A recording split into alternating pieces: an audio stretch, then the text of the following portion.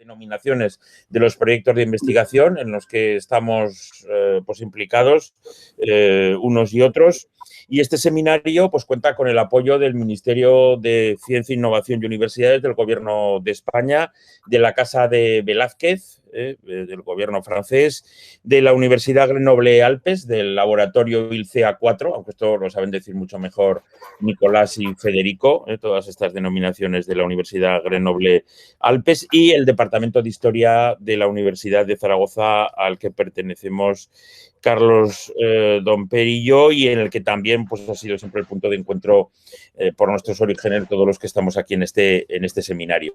La idea del seminario es que tenga carácter permanente, con una periodicidad que puede cambiar y que haya formatos distintos, pero uno de los puntos fuertes, como ocurrió en la primera sesión con la presentación del libro de Giorgia Priorelli, que la tenemos por ahí, a la que saludamos con mucho afecto, es la presentación de libros, la presentación de aportes a la comunidad científica interesada en estos temas que tienen que ver con el fascismo, la democracia, el autoritarismo, sobre todo en el siglo XX y desde luego en el mundo de la posguerra a partir de 1945, en un sentido amplio del término. Desde ese punto de vista, cuando Carlos se le ocurrió y fue un poco el alma de que hiciéramos este seminario, lo que se intentaba o lo que intentábamos era poner un poco en común con otros compañeros precisamente algunas de estas preocupaciones, ¿no?, sobre la cuestión. Y concretamente esta segunda sesión, por no alargarme, es la presentación del libro Latin American Dictatorship in the Era of Fascism, o sea, como hemos traducido directamente en el cartel, las dictaduras latinoamericanas en la era del fascismo, cuyo autor es nuestro querido amigo Antonio Costa Pinto, con el que nos conocemos ya hace muchos años. Ahora Carlos hará la presentación. Él es profesor en el Instituto de Ciencias Sociales de la Universidad de Lisboa y, desde luego, uno de los grandes referentes en el análisis del fascismo, del corporatismo, de la derecha autoritaria en el mundo, diría yo, porque evidentemente es una figura de talla mundial y específicamente, claro, como analista primero de las camisas azules portuguesas y de las peculiaridades del régimen salazarista portugués, pues con especial referencia a la península ibérica, siempre tan maltratada en los análisis de la academia europea, por decirlo así, de la Universidad Europea, pues desde los años 70, 80 y después. Y entonces, pues Antonio, tanto para el caso portugués como para el caso español, ha hecho mucho por integrarlos dentro del análisis general y, por supuesto, integrando lo que es la parte de Brasil y de América Latina, como precisamente demuestra bien este libro. Le agradecemos especialmente que haga la presentación con nosotros aquí, porque tiene otras presentaciones en su propia universidad dentro de unos días, ¿verdad? Antes de que termine este mes, Antonio. Sí. Y entonces esto es casi una primicia de que nos haga este primer acercamiento al tema, por lo que, como digo, pues le agradecemos muy mucho esta iniciativa y que nos haya dicho que sí a nuestra petición.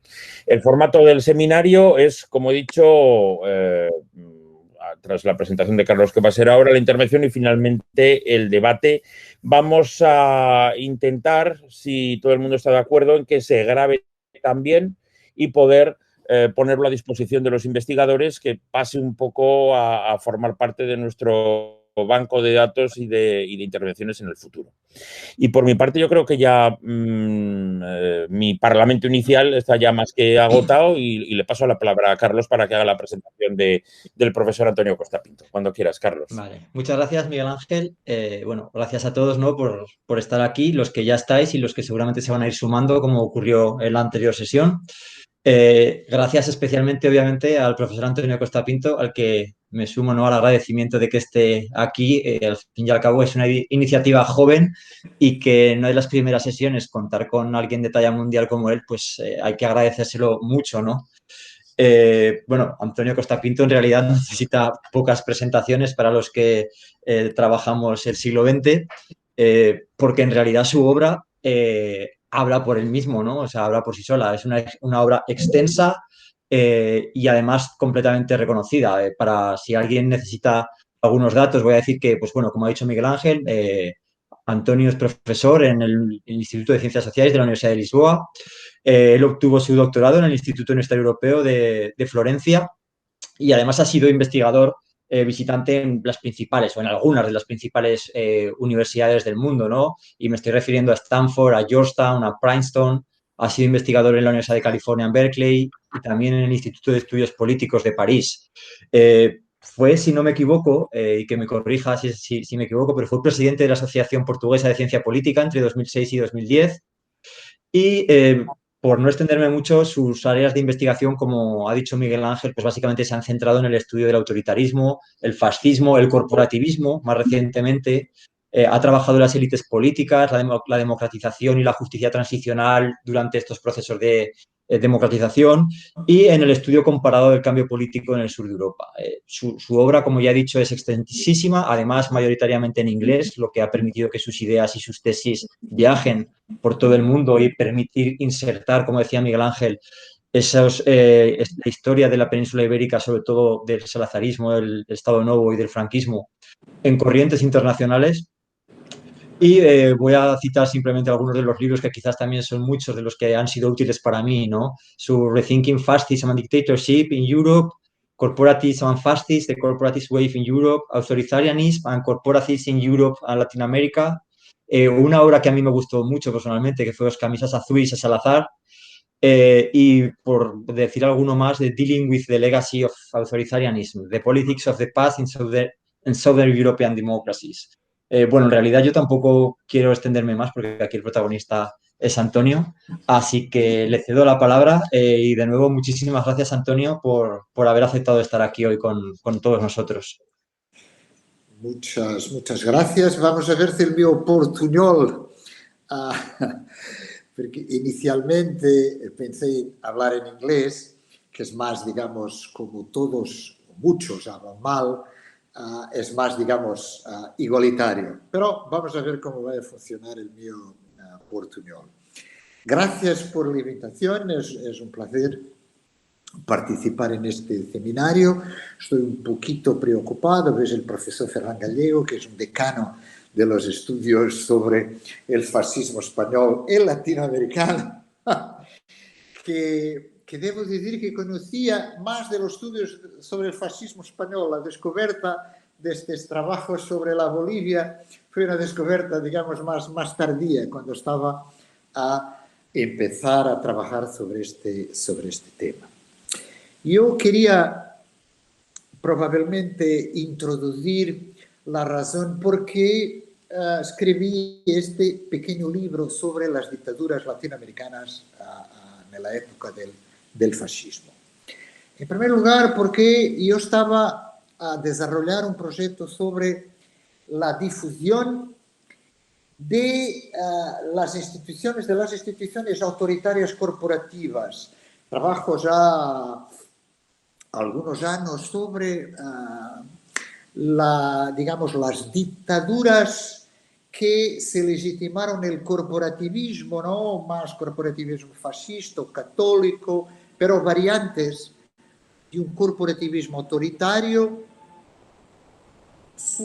Digamos, el punto de vista de las relaciones laborales, ¿no? El clásico, ¿no? De la Carta del Lavoro y de las relaciones de laboro de tipo autoritario y fascista, pero en conjunción siempre con estos ideales, estos modelos ideológicos orgánicos, antiliberales y antidemocráticos que muchos fascistas y autoritarios de los años 30, 20, de los años 20 y 30 van, digamos, a incorporar en las alternativas políticas a la democracia a estos modelos de representación corporativa.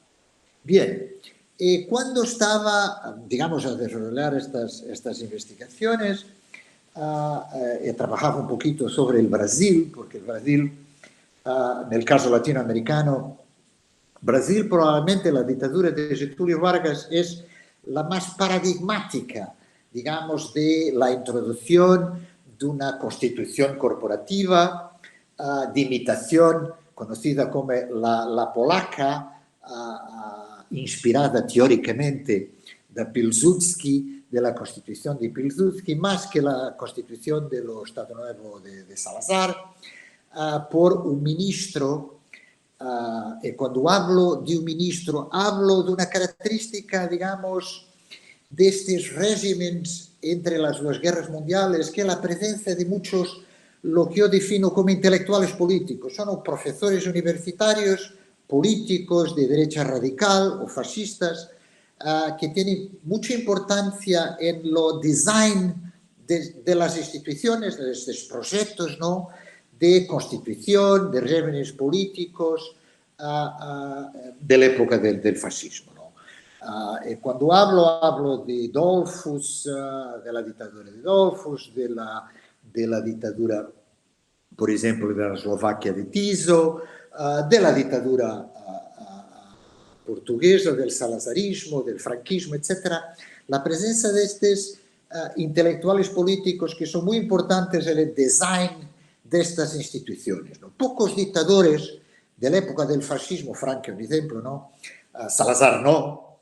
Pocos dictadores tienen una idea clara, digamos, de la utilización de modelos políticos exteriores para el design, digamos, de las sus instituciones. Habitualmente, la investigación histórica, más histórica que de ciencia política, porque el fascismo es un tema histórico, el fascismo histórico, claro, es un tema histórico,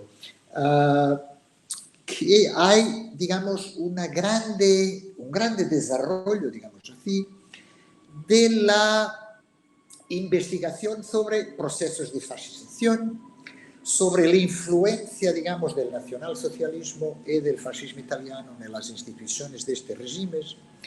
Y debo subrayar que, desde su punto de vista de las instituciones políticas de la mayoría de los regímenes de la Europa de los años 30, creo, la influencia del fascismo italiano es más importante que la influencia del nacionalsocialismo.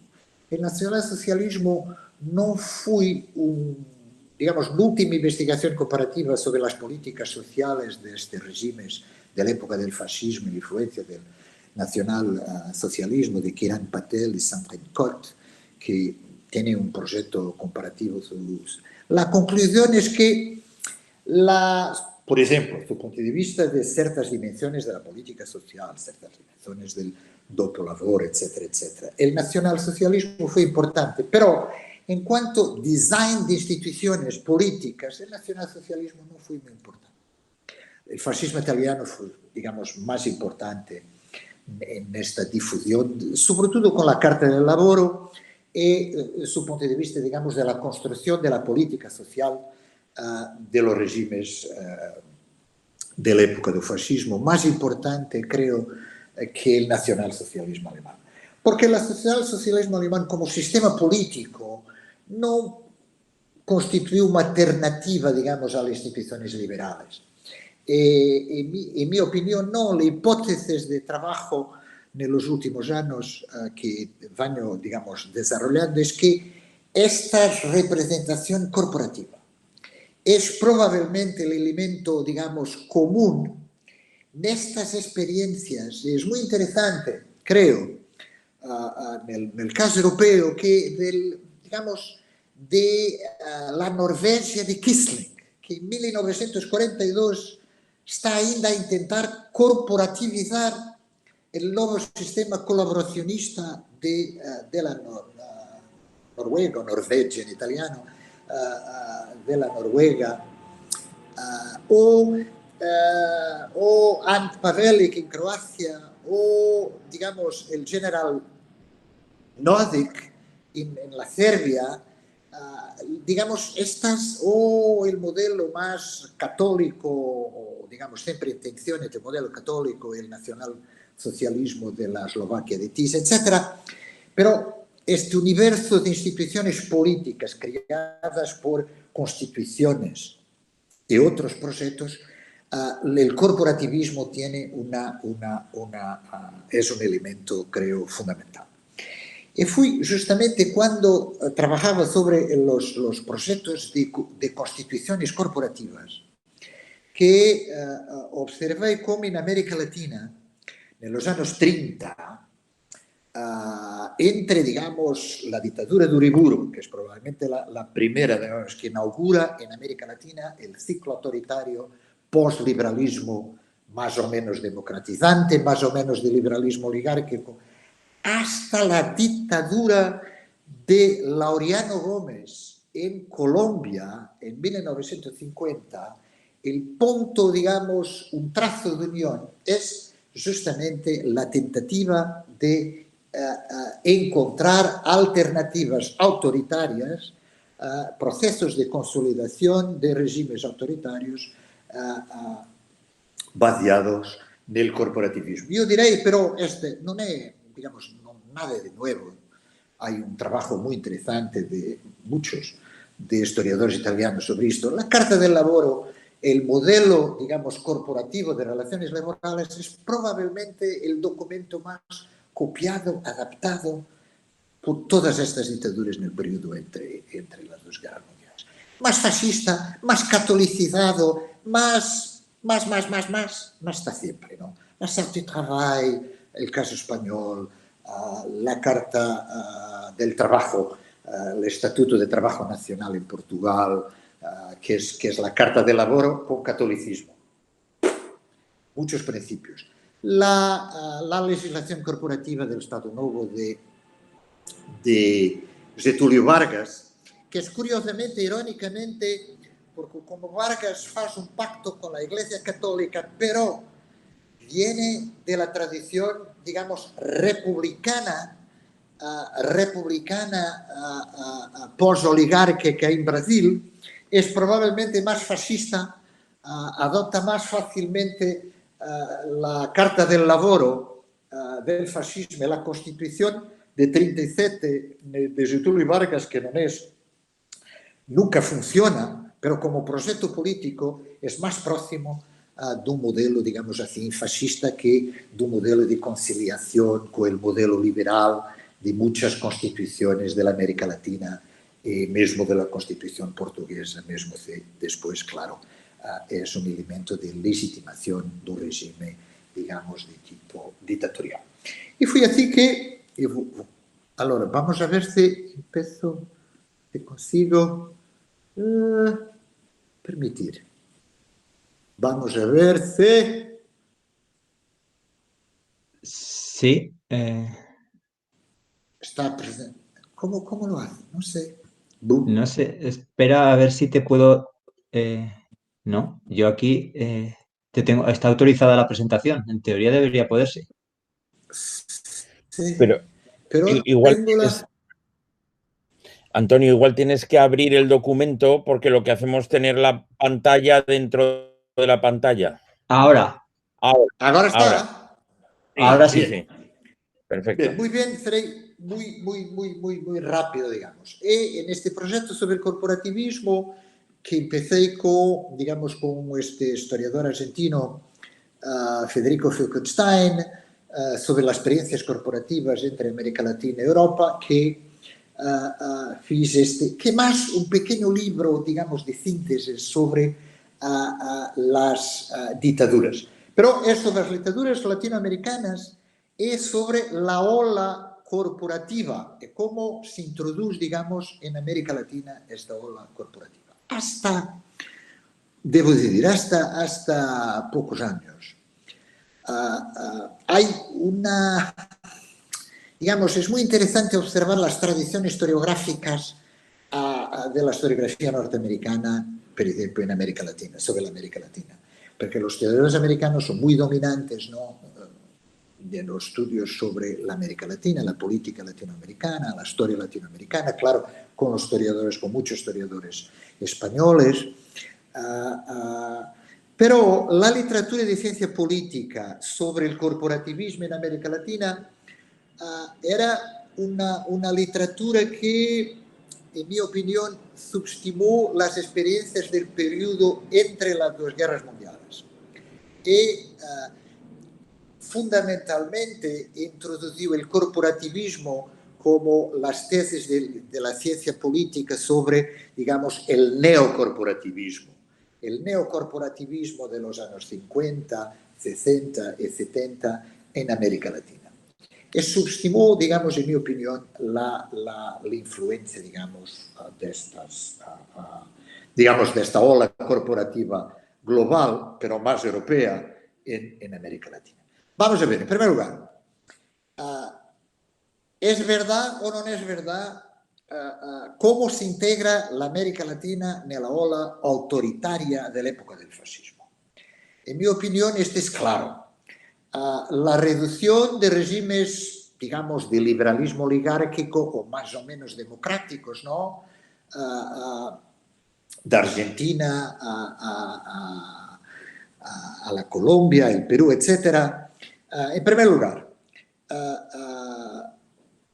entre 1930 y 34, yo tengo los datos de este Paul Craig, de este politólogo norteamericano, hay 13 golpes de Estado en América Latina que institucionalizan un número muy impresionante de regímenes autoritarios. Pero este es el punto más importante, creo, que tenemos dictaduras. Los modelos autoritarios son menos homogéneos en América Latina, son más diversos en América Latina que en Europa en los años 30. Digamos, en Europa en los años 30 el modelo más o menos fascista en los años 30, Portugal, después España, antes Italia, etc. Y después con con esta Europa alemana que abre muchos regímenes, autoritarios de la época del fascismo, da Vichy, etc., los conocemos. Su punto de vista del funcionamiento del sistema político, mismo que dura de 40 a 44, a 45, muchos, digamos, en teoría son más homogéneos que en América Latina. Yo creo que en América Latina tenemos dictaduras, pero la diversidad es mayor de estas dictaduras, entre Estado Novo de Getúlio Vargas, por ejemplo, o regímenes políticos como, el régimen de Óscar Benavides, por ejemplo, en Perú, etc. Hay una característica de estos regímenes, yo voy a concluir con esto, pero anticipo, que es muy interesante, es que la resistencia de los partidos oligárquicos, la resistencia de los partidos tradicionales a estos dictadores que intentan la consolidación de instituciones autoritarias es más clara en América Latina. Y por eso muchos de estos regímenes probablemente serían en los años 30, con muchas crisis, los equivalentes a muchos autoritarismos competitivos contemporáneos, con partidos dominantes, con elecciones, etcétera, etcétera. Bien, muy rápidamente. Pero tenemos un núcleo bastante, creo, claro de dictaduras en América Latina, la dictadura de Uniburu, que no se institucionaliza y que es la primera de esta ola, síguese la década infame, digamos, que es un régimen democrático liberal o autoritario competitivo, la Bolivia, el Brasil con Getúlio Vargas en 37 con el golpe de Estado en la institucionalización del Estado Novo, Chile, que es probablemente la única, digamos, democracia de los años 30, no es la única en América Latina, pero tiene inicialmente estas experiencias autoritarias. Colombia, que es probablemente l'última de esta ola, digamos, autoritaria del periodo entre las dos guerras mundiales en América Latina, pero no estoy muy seguro. México, que es claramente, y es interesante la literatura sobre la Revolución Mexicana y la caracterización del régimen mexicano como régimen corporativo, porque lo corporativismo de la mayoría reaccionario, conservador, católico, más o menos fascista, está en oposición, claro, a Lázaro Cárdenas, el régimen de Cárdenas. Curiosamente, está en un partido político en México que es el PAN, que, digamos, vaya a sobrevivir 40 años o más para finalmente llegar al poder, digamos, en el México más democrático después del México, digamos, autoritario hasta los años 80-90.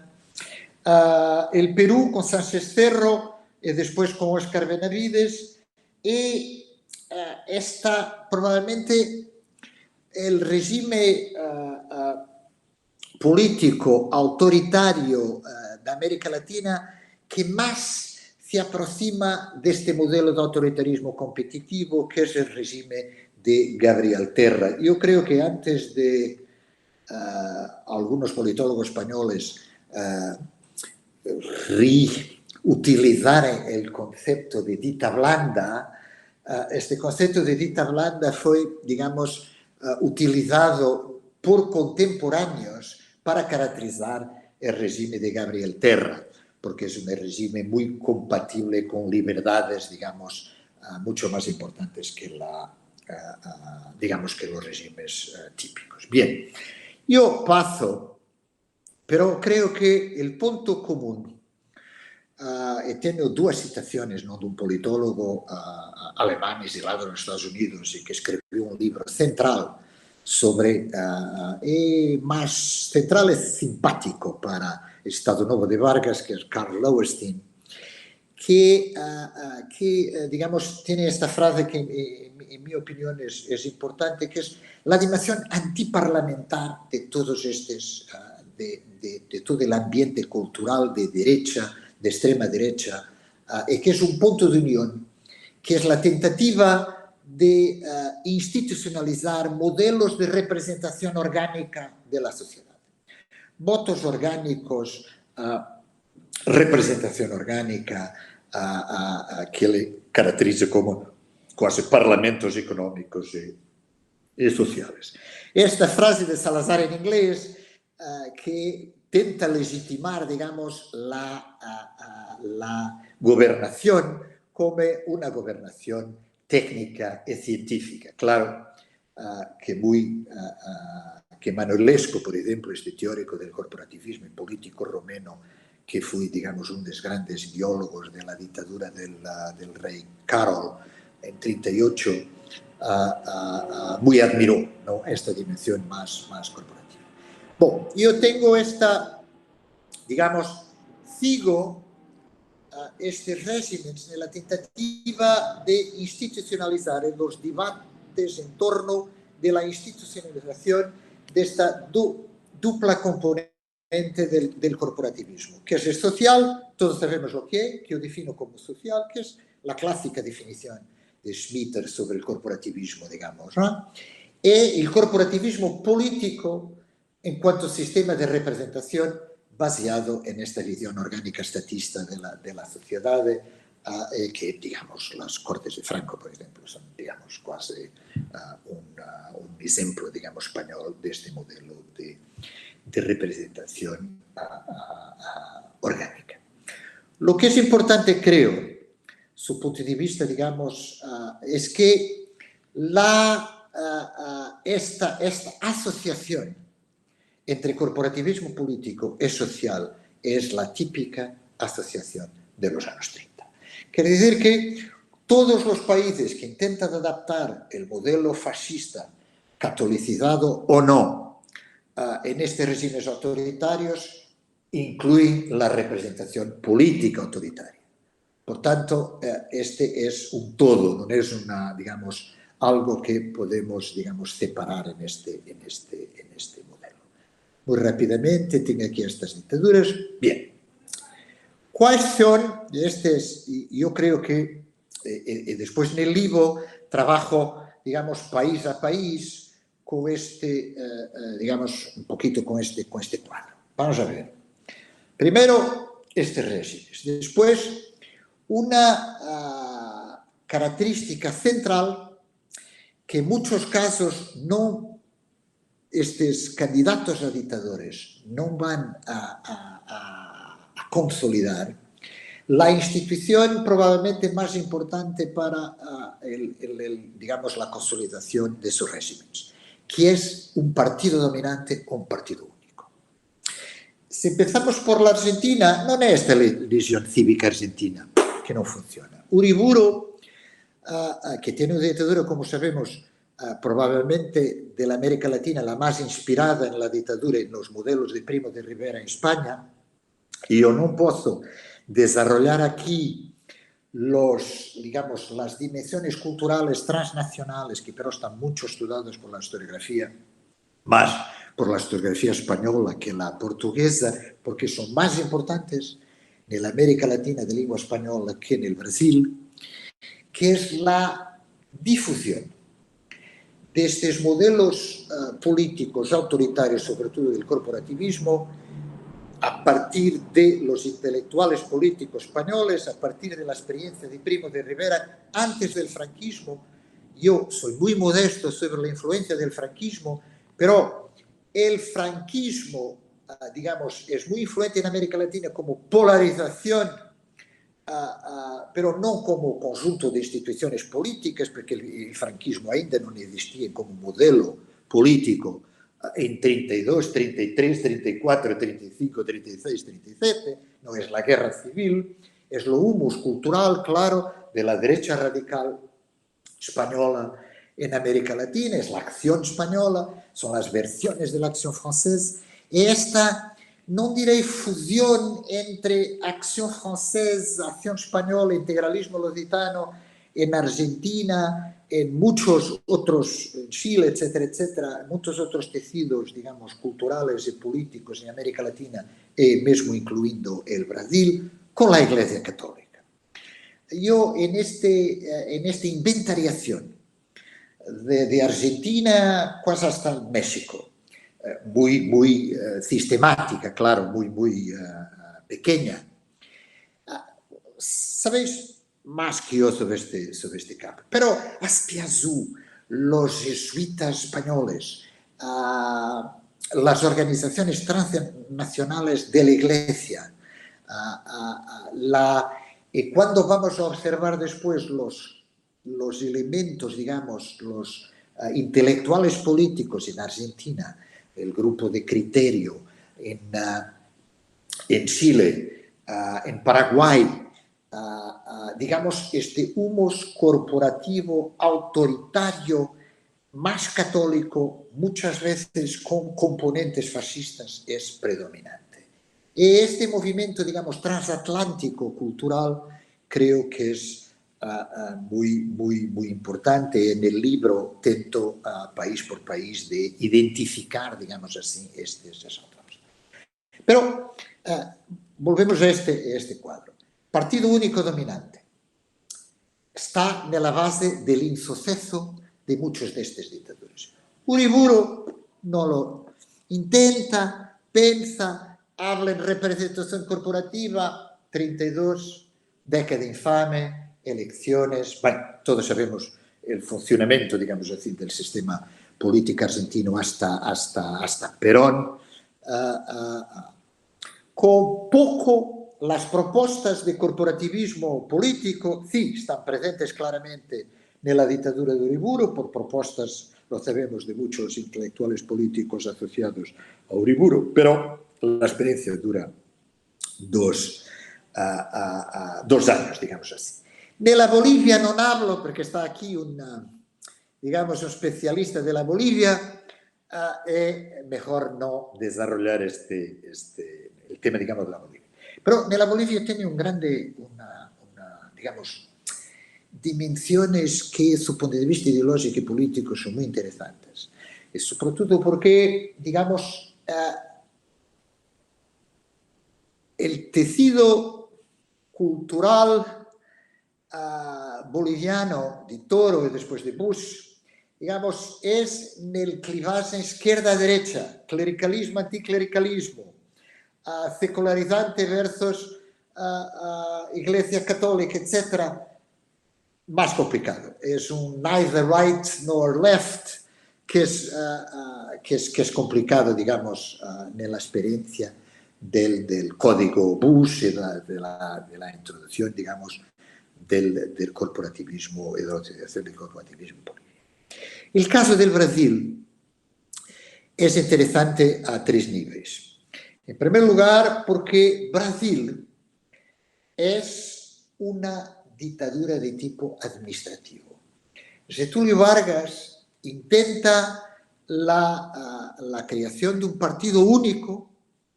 El partido único tiene nombre, el partido único es propuesto, el partido único no va a ser institucionalizado. ¿Por qué? Porque Getúlio Vargas tiene, como dictador, tiene una grande capacidad, tiene una grande resistencia de los poderes políticos periféricos de los estados. E podemos caracterizar la dictadura de Getúlio Vargas su punto de vista político, mismo si todas las instituciones corporativas están en la Constitución de 37, de la autoría probablemente del ministro de Getúlio Vargas Campos, más influenciado por el fascismo italiano, que es el autor de la Constitución de 37, que institucionaliza un régimen sin conciliación con las instituciones de tipo liberal, como en el caso de Salazar, y que institucionaliza así el corporativismo social de una forma muy completa, que tiene probablemente la escuela corporativa más importante de América Latina, con estos técnicos intelectuales políticos asociados a Vargas, muchos de los cuales tienen una gigantesca producción mismo académica, digamos, sobre el tema. Por tanto, corporativismo social sí, pero partido no. Pero lo que quería ilustrar aquí es que es de las tentativas, la mayor parte de los casos de ingeniería política de estas dictaduras. Por ejemplo, Ibáñez del Campo, que es, irónicamente, cae con la crisis social provocada por la crisis de 29, por la Gran Depresión, intenta la creación de un partido dominante, esta Confederación Republicana de Acción Cívica y de Obreros y Empleados, parcialmente corporativa, con un parlamento, digamos, con un partido dominante que parcialmente tiene una componente, digamos así, corporativa. Luego después tenemos Carlos Dávila Espinosa, que pero es una experiencia pequeña, y el Chile vuelve, digamos, a la democracia. Y el grupo más importante, creo, de derecha radical,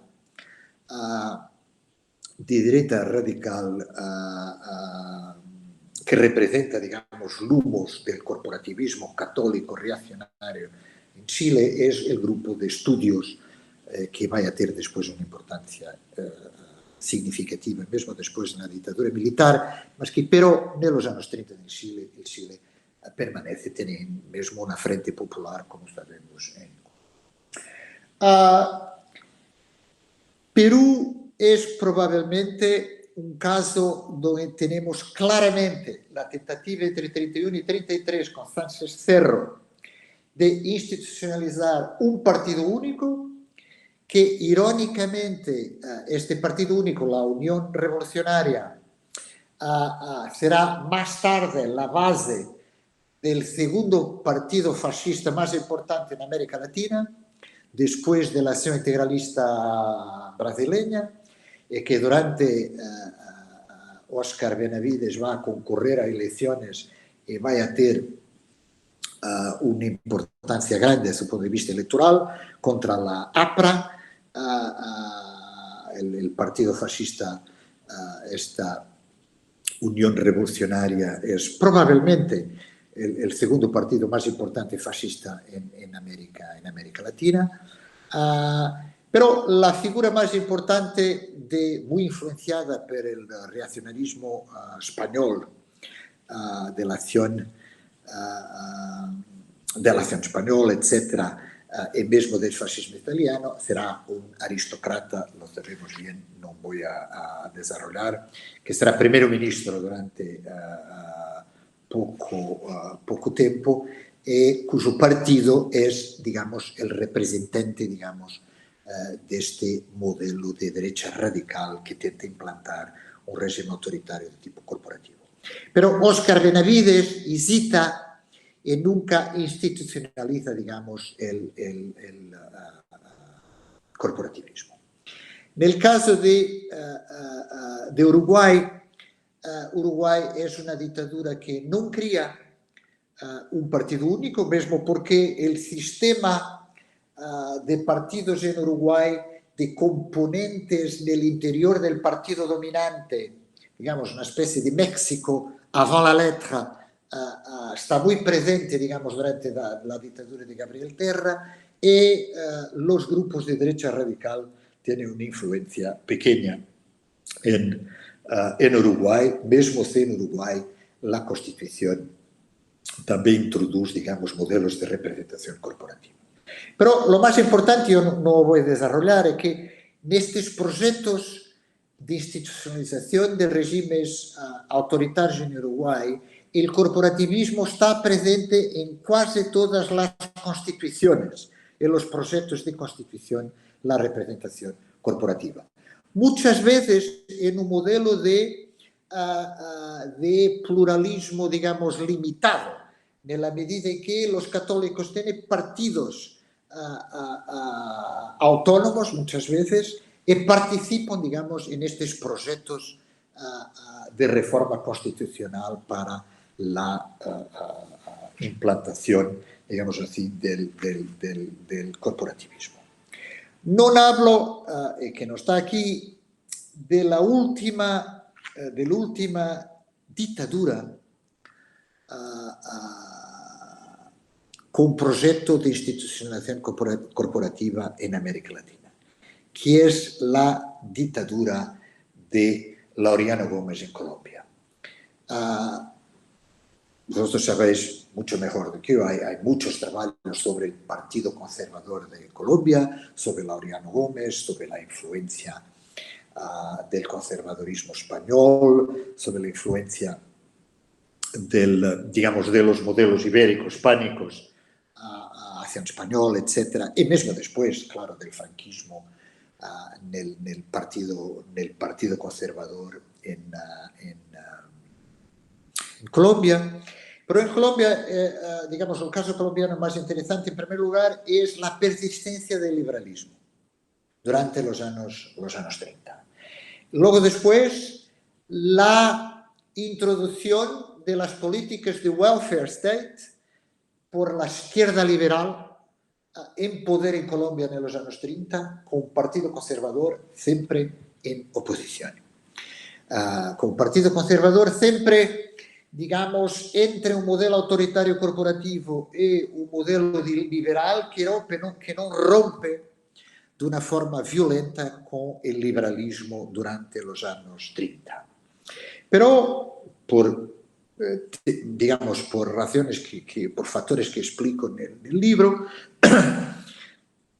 después del ciclo de la violencia, etc., en 1950 Laureano Gómez arriba a la presidencia de la República en Colombia y probablemente vaya a establecer, o a intentar establecer, un régimen autoritario, el último, digamos, diré yo, en América Latina sobre la influencia de la época del fascismo. Va a intentar un partido único y va a intentar una reforma corporativa del sistema político con la introducción de la representación corporativa. Lo que es interesante en Colombia es que reproduce mucho del inicio de los años 50 lo que tenemos en otros regímenes, creo yo, en América Latina.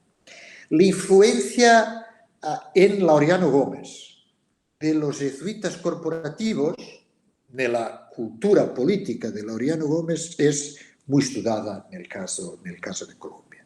Pero padres centrales como Félix Restrepo y muchos otros son centrales nella diffusión de las opciones corporativas autoritarias más destacadas del fascismo europeo, como decía este marqués de Perú, muy conocido, diría, porque el corporativismo del modelo portugués o ibérico está más de acuerdo con nuestros costumbres que el modelo, digamos, del integral, digamos así, o más o menos revolucionario del fascismo italiano.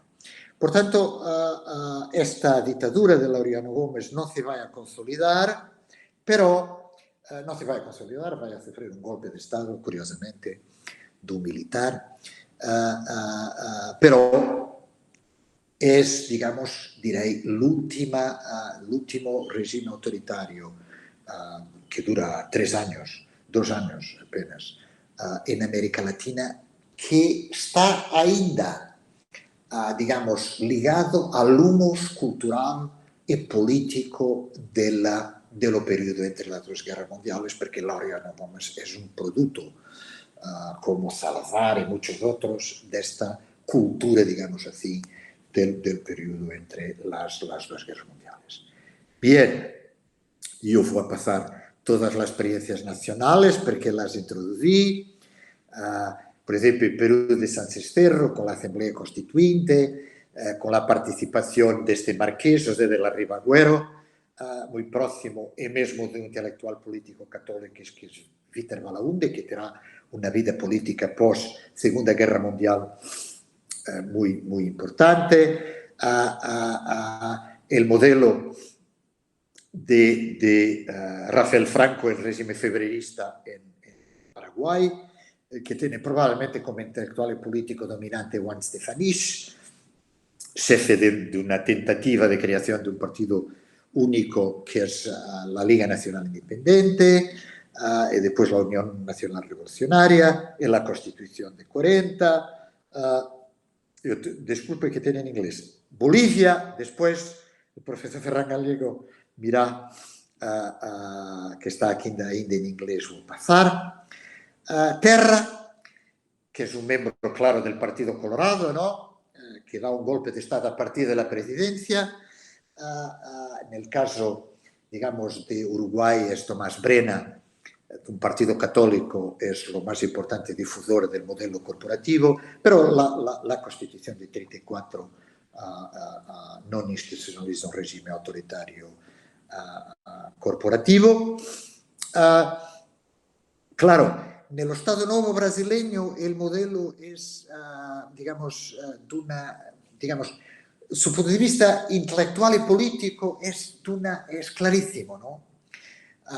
Stato Novo, New State, Constituzione autoritaria corporativa, tentativa de creación de un partido único que no funciona, tentativa de creación de una organización nacional de juventud, digamos, como otros regímenes europeos ensayaron, ¿no? Una tensión con el fascismo local, con la acción integralista brasileña, que después es, digamos, integrado en la parte expulsa, exilada la parte contestataria, el modelo de la Constitución de 37 y 3 intelectuales políticos que son determinantes. Oliveira Viana, que es probablemente lo más importante teórico del corporativismo brasileño y un grande intelectual brasileño, claro, digamos, no interesa ahora situar. Campos, que cuando la guerra cambia, 41 es, digamos, afastado por el pragmatismo de Getúlio Vargas, y luego después Azevedo Amaral, que es el traductor de Manuelesco en Brasil, el grande traductor de Manuelesco en Brasil. Laureano Gómez habla y voy rápidamente a la conclusión para terminar. El punto, en mi opinión, el punto, digamos, que quería ilustrar en esta pequeña obra es que la difusión de estos modelos autoritarios de la época del fascismo penetra en América Latina de una forma muy importante. Yo doy estos ejemplos Pues podríamos hablar de grupos en Ecuador, podríamos hablar en América Central, digamos, no. Y podríamos hablar, claro, de la oposición a Cárdenas, a la Revolución Mexicana y a la institucionalización de la única experiencia, digamos, de un corporativismo muy interesante, que es el partido único del régimen de Cárdenas, que es un partido de tipo corporativo, que pero su punto de vista, digamos, de la escena internacional es asociado con la izquierda del eje político y, evidentemente, en el caso de México, con los anarquistas en la reacción católico-autoritaria, corporativa, hispánica, que es muy importante en la oposición, digamos, a Cárdenas, que pero permanece siempre en oposición. Por tanto, este modelo dominante, que lo crea, es muy importante. En segundo lugar, la fuerte presencia de intelectuales políticos en la reforma de las instituciones, como en Europa. Yo creo que esta idea, digamos, lo más interesante, su punto de vista, digamos, de estrategia de investigación, no es propiamente el estudio de los difusores europeos, de los manuelescos, es por qué los intelectuales políticos de estos regímenes asociados a estos dictadores van a importar este tipo de modelos en América Latina. Pero quería, concluir con un punto importante, que es un punto que yo, que no soy un latinoamericanista, este es importante, ¿no? Que trabajé en muchas fuentes, sobre todo fuentes jurídicas, fuentes de reforma constitucional, etcétera, de estas comisiones, de los parlamentos de Uruguay, de Laureano Gómez, etcétera, etcétera, o que andé a leer, digamos, los teóricos autoritarios argentinos, los Manos Zarathustra, etcétera, etcétera, etcétera. Lo que, su punto de vista político, es analíticamente, creo, importante en América Latina, es la resistencia del liberalismo oligárquico y de los partidos.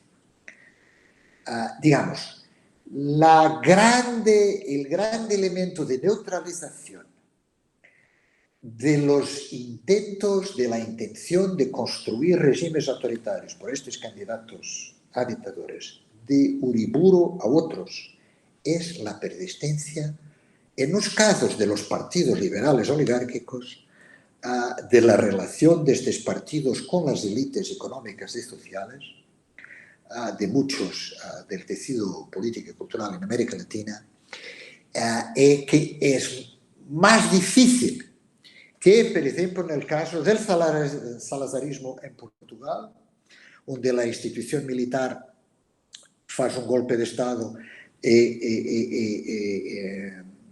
se institucionaliza un régimen autoritario y se reivindica con la colaboración de republicanos conservadores, de fascistas, de monárquicos mesmo, de católicos, un partido único sobre la dirección del dictador, en este caso Salazar. En la mayoría de estos casos, el insuceso de estos candidatos a dictadores en América Latina está, creo, muy asociada a la persistencia del liberalismo oligárquico, a los partidos políticos que resisten. Mesmo en el caso, claro, de Uriburu, por ejemplo, en Argentina y otros casos. Por tanto, yo diré que la persistencia de los partidos, los procedimientos electorales, etcétera, es tan o más importante que, claro, después la presión internacional de los Estados Unidos, que rápidamente cambia. Bien, quería terminar donde empecé. En 1941, un jornalista del New York Times va a hacer un paseo, digamos, entrevista, etcétera, en América Latina y visita 11 países. En 1940, visita 11 países. Y concluye el artículo, yo lo cito en el libro, y concluye el artículo sobre el New York Times diciendo, bien, es muy interesante, porque la mayoría de estos católicos, de estos miembros de la élite política de estos regímenes, me hablan mucho no solamente de Franco, porque, claro, a Franco se estaba a poder, mas deste ditador portugués Oliveira Salazar. Y dice, nos queremos, digamos, el modelo de Oliveira Salazar es probablemente lo más interesante, digamos, de los modelos, etc. Después el artículo concluye, esto va contra los intereses de los Estados Unidos, estábamos en 40-41, cuando, claro, la diplomacia norteamericana, digamos, comienza a influenciar, digamos, un movimiento más pro-aliado de muchos de estos regímenes. Lo más importante, claro, será el Estado Novo de Brasil, que va a participar en la guerra y que bloquea inmediatamente la mayoría de estos proyectos de reforma institucional próximo. Pero más que estos modelos de presión internacional o la localización geoestratégica, etcétera, de América Latina y la dependencia o no de influencia de la diplomacia norteamericana, tenemos, creo que, procurar factores internos. Y los factores internos están muy ligados a esta persistencia de lo liberalismo oligárquico en la mayoría, digamos, de estos intentos de construcción de regímenes dictatoriales en América Latina. Bien, terminé aquí. Disculpa si hablé mucho, más que una hora, ¿no? No, 40 No, minutos. no, no. Está perfecto. Muchísimas gracias, Antonio. Ha sido súper interesante. Se me ha hecho corto. Así que, no, yo por mí, de hecho, se me han ocurrido muchas cosas conforme ibas hablando, porque además has tocado temas que a mí me interesan particularmente, pero vamos a dar la palabra a los demás por si quieren hablar, y yo me guardo para el final. Así que si queréis hablar, si queréis preguntar lo que queráis al profesor Costa Pinto, es el momento. Así que, Antonio, si puedes dejar de compartir la pantalla, genial, porque así, si no estamos viendo tu pantalla. Ahora, seguimos viendo tu ordenador, la pantalla de ordenador.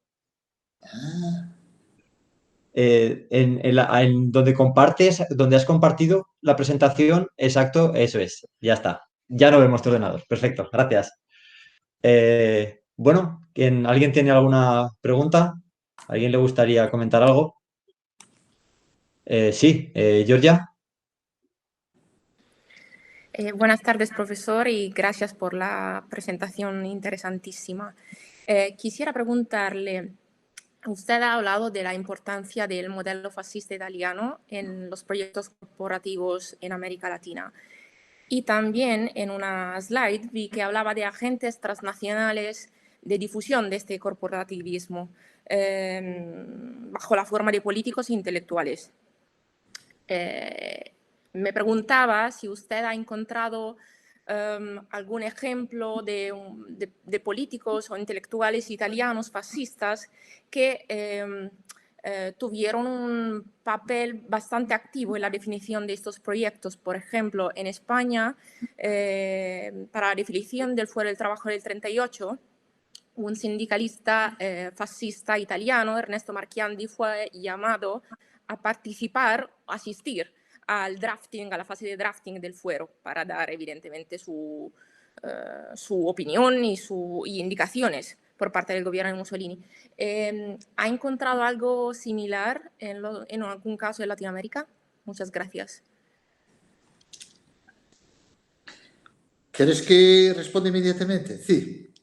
Sí, pero soy digamos, son más o menos diferentes de caso a caso. En el caso, por ejemplo, brasileño, no tenemos propiamente italianos, porque el problema es que la élite de los juristas brasileños le importan directamente de Italia a estos modelos, porque son profesores de derecho. Francisco Campos es un profesor de derecho que lee Bottai y los fascistas italianos. Por tanto, más que la Carta del Labor y los sindicalistas, la mediación elitista, digamos, del derecho, del derecho del trabajo, que se empieza a constituir un poco, digamos, los ejemplos son muy diversificados, creo. En el caso del Brasil tenemos esta élite de derecho próxima del dictador que lee la Carta del Lavoro, pero mucho más que hizo. Mucho más que hizo, ¿no? La producción, digamos, de los juristas italianos, digamos así, de los juristas fascistas italianos. En otros casos depende muchísimo. En Argentina, sabréis mejor que yo, pero muchos aquí más que yo, la mayor parte de las publicaciones de esta derecha conservadora y mismo próximo del fascismo importan directamente a muchos italianos que escriben directamente en estos jornales. Un grande Mario, non ricordo Mario, perché non tengo aquí un libro, corporativista, por ejemplo, economista italiano, publica en Argentina, escribe para los jornales argentinos y después inclusivamente se va a semi-exilar en Argentina. Es muy diversificado. En el caso de la Bolivia, probablemente Ferran Gallego sabrá más que yo. En el caso, sí, varía muchísimo, pero yo creo que es importante salientar que, digamos, este papel, en el caso de la representación política, los católicos tienen un grande papel. Porque la Cámara de Fasi de Corporaciones no funciona, digamos. Su punto de vista del corporativismo social, sí. Pero en estas cámaras corporativas, de estas constituciones, de estos proyectos, de estos consejos de economía nacional, etc., la influencia de los juristas, de estos diputados más elitistas, digamos, es muy importante. Estupendo. Gracias a los dos. ¿Alguien más tiene alguna cuestión? ¿Querría preguntar algo? Sí, Ferran.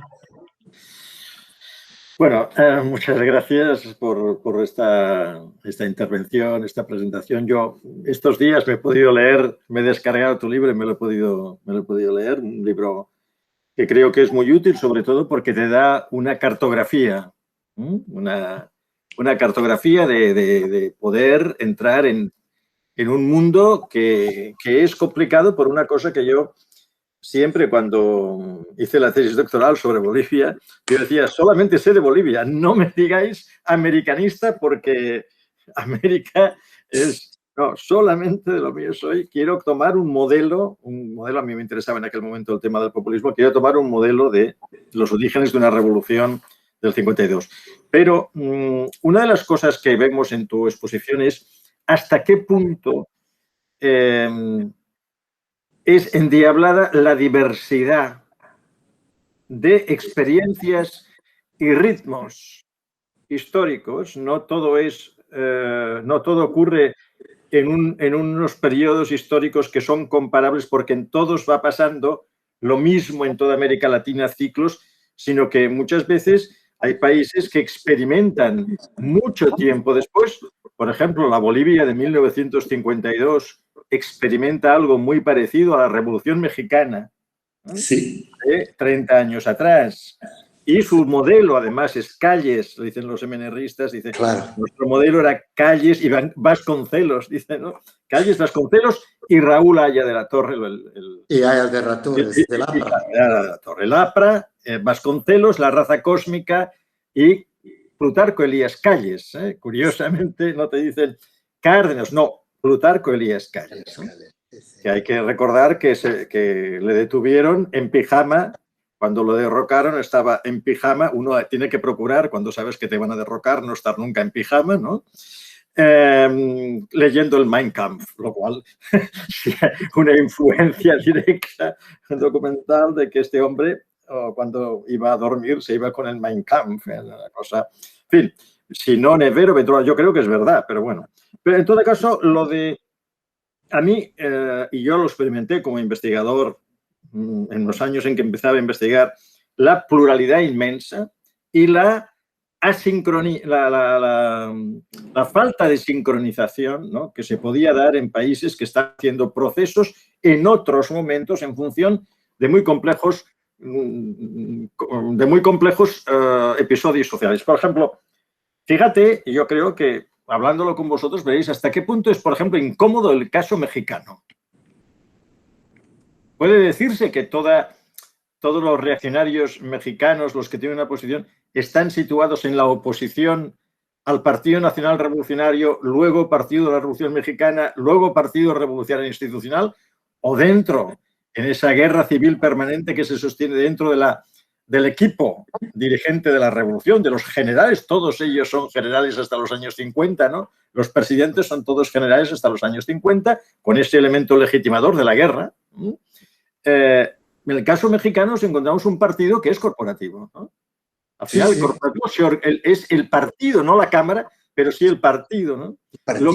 Sí. De la misma forma que en Bolivia acabará habiendo toda esa resistencia de los sectores liberal oligárquicos que es tan potente en la zona andina y que hace que sistemáticamente la deposición de Toro, el suicidio de Bush, las constantes restauraciones, hasta que llega un momento en que eso se soluciona con una revolución desde abajo, que es el equivalente a la Revolución Mexicana, que es la Revolución Boliviana de 1952, que organiza una especie de corporativismo curioso, porque no es a escala de una asamblea corporativa, sino que el gobierno es un gobierno en el que el ministro de Trabajo tiene que ser un dirigente sindical. Con lo cual, la corporatización se da en el seno del Poder Ejecutivo. El ministro de Minas y Petróleos tiene que ser un dirigente del Sindicato de Trabajadores Mineros de Bolivia. El ministro de Trabajo tiene que ser un dirigente de la Central Obrera Boliviana. Y, por tanto, se produce, pero viniendo de una revolución contra la que se pone la derecha boliviana, por cierto, organizada en Falange Socialista Boliviana, organizada en la Falange, creada en 1937, y se convierte en el principal partido opositor, en un partido que tiene como nombre el Partido Falangista. Y yo creo que también, entre lo que creo es que sería bueno que consideraras la continuidad entre Toro, Bush y algo que viene inmediatamente después en Bolivia, que es Gualberto Villarroel, el gobierno Villarroel del 43 al 46, que es el momento que Villarroel está gobernando realmente con sectores plenamente fascistas. Ajá. Claramente fascistas. Y la revolución contra Villarroel siempre se da como una revolución en la que participa la extrema izquierda boliviana, aliada con los partidos liberales bolivianos, en ese tipo de paranoia antifascista que recorre el continente y que es lo que hace que en Argentina derecha y comunistas estén luchando contra Perón, o que en Bolivia derecha y comunistas de la Tercera Internacional, no comunistas trotskistas, que en Bolivia son muy importantes, estén luchando contra lo que se llama ahí nazifascismo, pero que de hecho es el MNR, un movimiento nacionalista revolucionario que es bastante antioligárquico. Yo creo que alargar el tema, la reflexión tuya a Toro, Bush, y tocar el tema Villarroel sería muy interesante en tu trabajo, ¿no? Porque quizás si alargas hasta la Segunda Guerra Mundial, incluso los elementos de intervención directa de los Estados Unidos, especialmente cuando se entra la Segunda Guerra Mundial y los nacionalistas empiezan a plantear no solamente temas de corporativismo, sino temas de negociar las materias primas, negociarlas en un mercado, no tener que entregar a precios democráticos antifascistas los productos, el wolframio o el estaño boliviano. Pero en todo caso, yo ya te digo, me parece todo esto muy... Y yo creo que sobre todo la inmensa diversidad. Claro, Bolivia viene de una guerra. O sea, por ejemplo, el papel de los militares en todos estos procesos, ¿no? Dictadura civil y el proceso de los militares.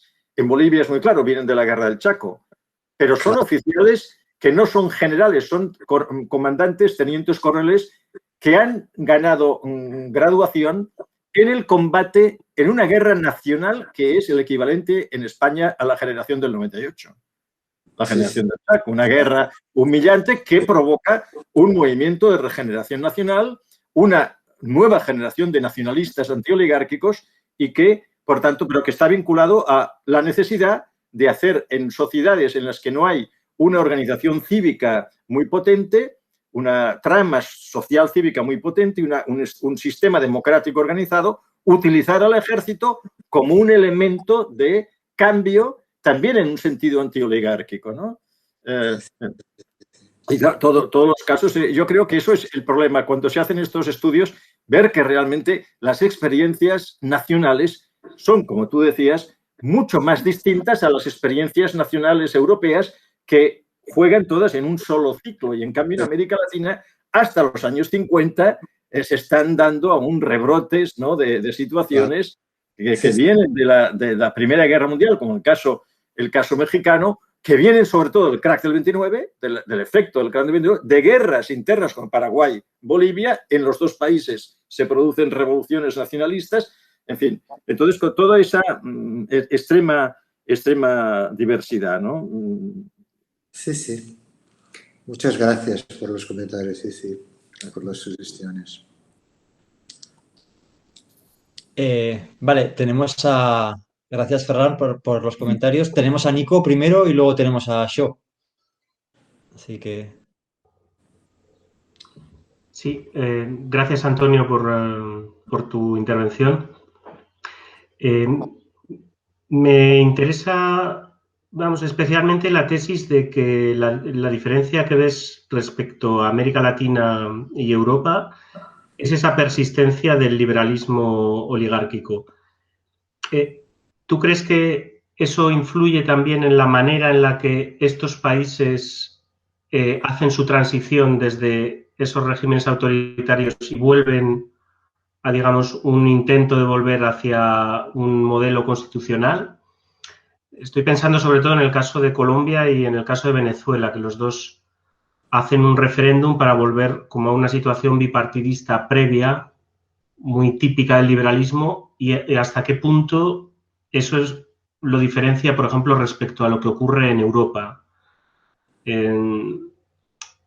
Sobre todo por esa persistencia incluso personal, porque las experiencias autoritarias de estos años son más cortas en América Latina. Entonces, permiten un poco que la misma clase política vuelva otra vez a retomar las riendas.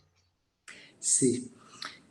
Sí y no, porque la diversidad es tremenda, ¿no? En el caso del Perú, por ejemplo, es verdad que l'APRA, l'APRA es un partido político ya típico quasi de una sociedad de masas, ¿no? Con una movilización de masas, la polarización entre APRA, los comunistas, digamos, y los fascistas o la derecha es importante. Pero yo no te,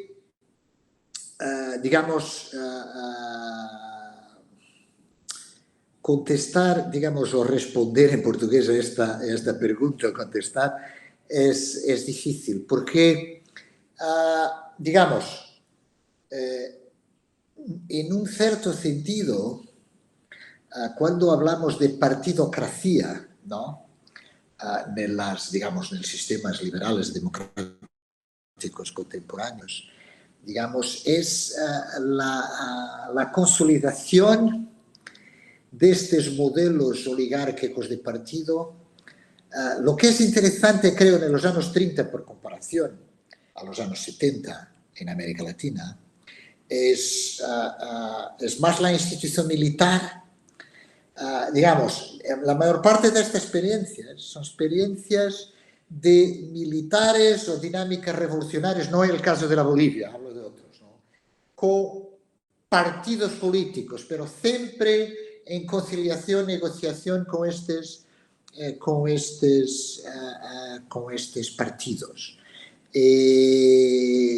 Probablemente el caso de la Colombia, de Pinilla, por ejemplo, es interesante porque es un golpe de Estado militar en conluyo con un partido contra el Partido Conservador o el segmento del Partido Conservador de Laureano Gómez, ¿no?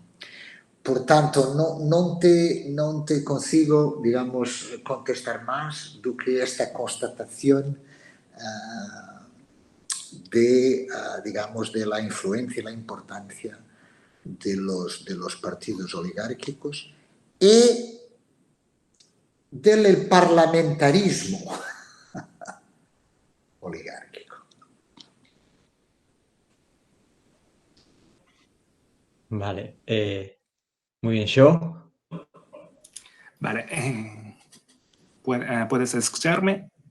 Sí, sí, perfectamente. Sí, sí, perfectamente. Sí, gracias. En primer, encantado, profesor Antonio, y porque es...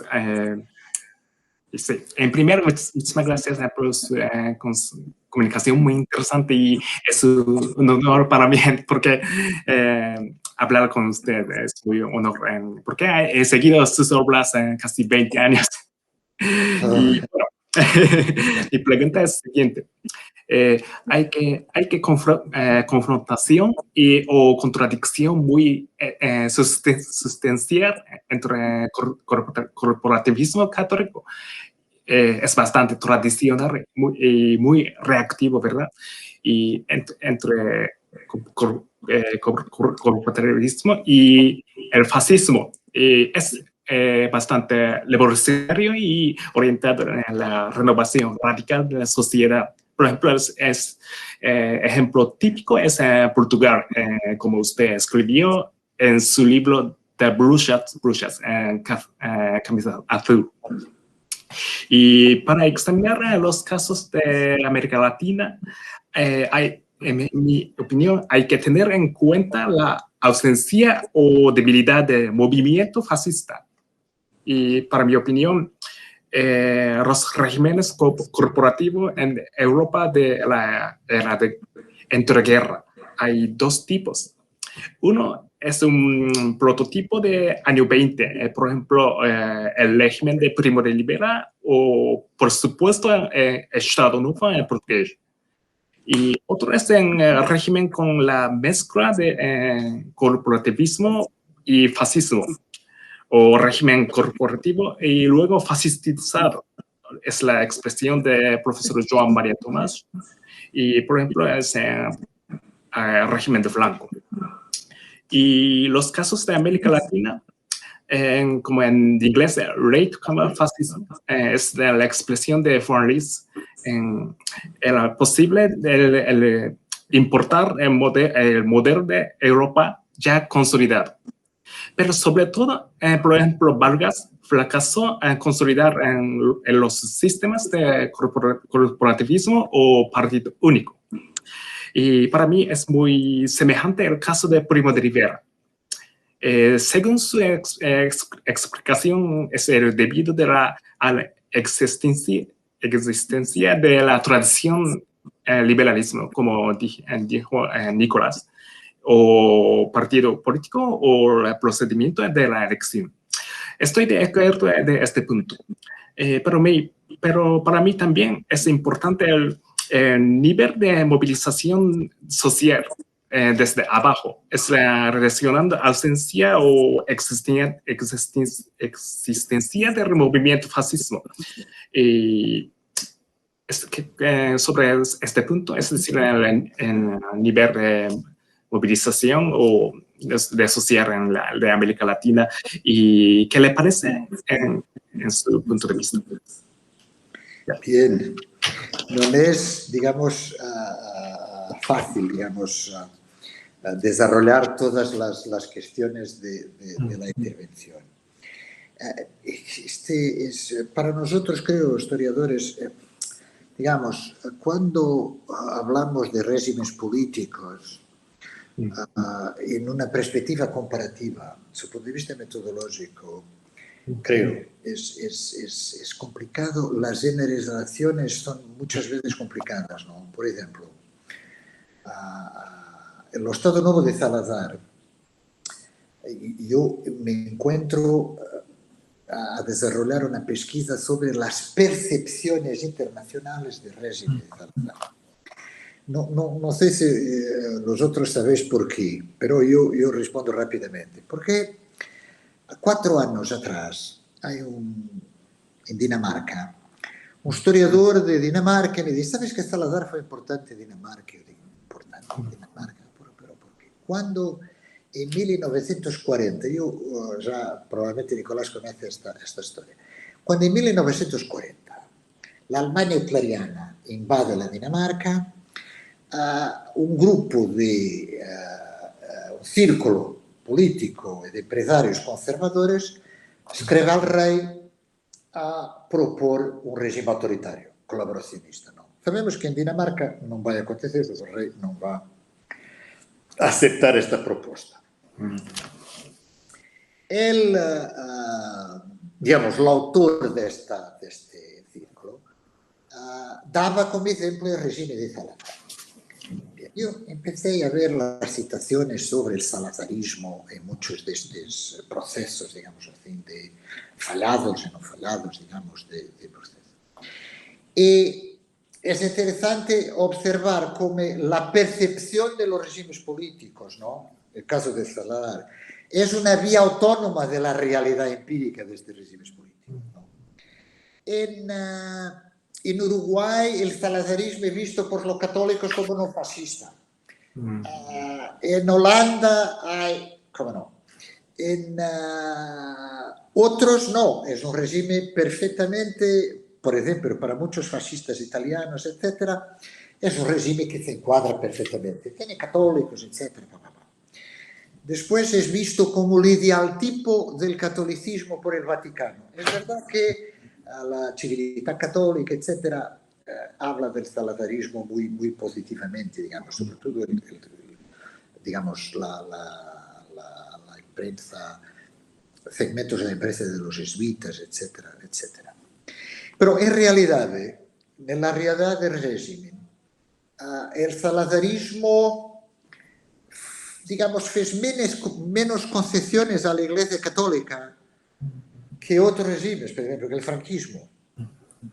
Eso es curioso, ¿no? Que el franquismo, por ejemplo. Porque el salazarismo tiene una componente republicana conservadora. Por tanto, yo prefiero no contestar, digamos, la respuesta con esta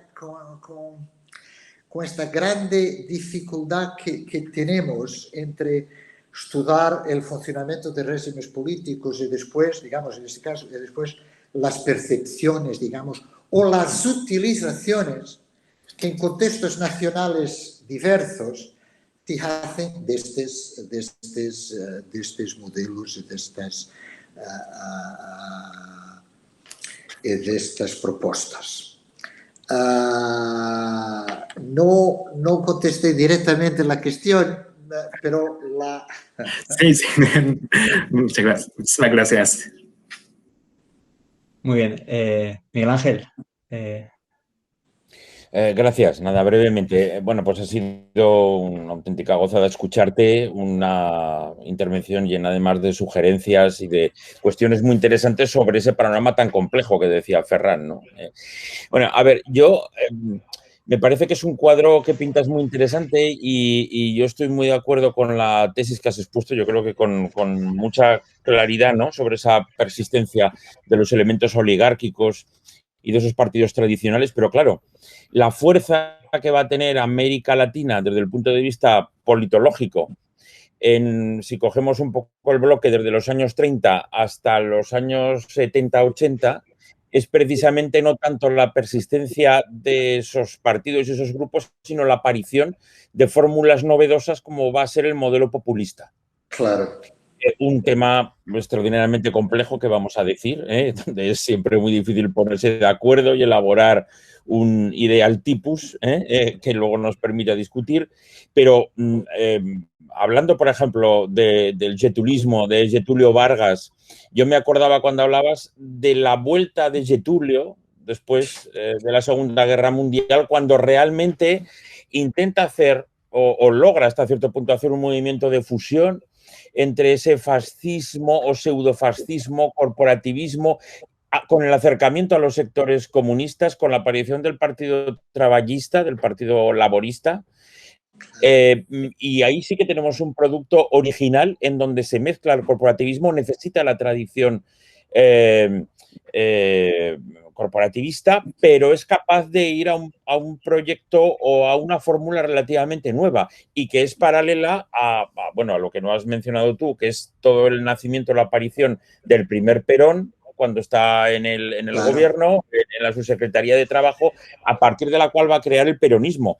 Está claro que sin el fascismo no se pueden entender esos populismos, pero tampoco sin esa experiencia corporativista. La cuestión es que la trasciende, esos movimientos la trascienden y hasta cierto punto el APRA. Lo que pasa es que el APRA no va a tener posiciones de poder en Perú durante mucho tiempo y por lo tanto no tiene una forma de llevarlo adelante, ¿no? Es más la anunciación de Haya de la Torre que no un gobierno real, ¿no? Porque prácticamente está aquí Alan García ya descafeinado o medio descafeinado. En los años 80 hablamos ya de un periodo claramente diferenciado. Pero creo que a lo mejor, no sé si como parte final o como conclusión o como los que miramos más al otro lado del 45, más que de antes, se me queda a mí un poco esa idea, ¿no?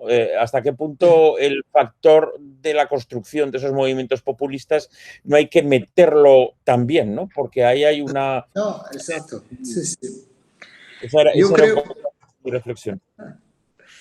Pero, digamos, la Argentina, la experiencia peronista, digamos, la conozco como histórico que lee, digamos, la literatura de ciencia política y de historia sobre el peronismo. La Getúlio Vargas, un poquito mejor. El problema de la relación entre el Estado Novo, en el caso brasileño, y el populismo empieza inmediatamente antes de 45. Porque cuando Getúlio Vargas, que cambia la coyuntura internacional, interviene con los Estados Unidos en la Segunda Guerra Mundial, con los aliados, y este es lo más, creo, interesante, cuando el populismo de Vargas, en 44, 45, empieza a ter una perspectiva de futuro y de continuación, porque allí Getúlio Vargas, preparando ya elecciones democráticas, no elecciones, digamos, autoritarias, crea un partido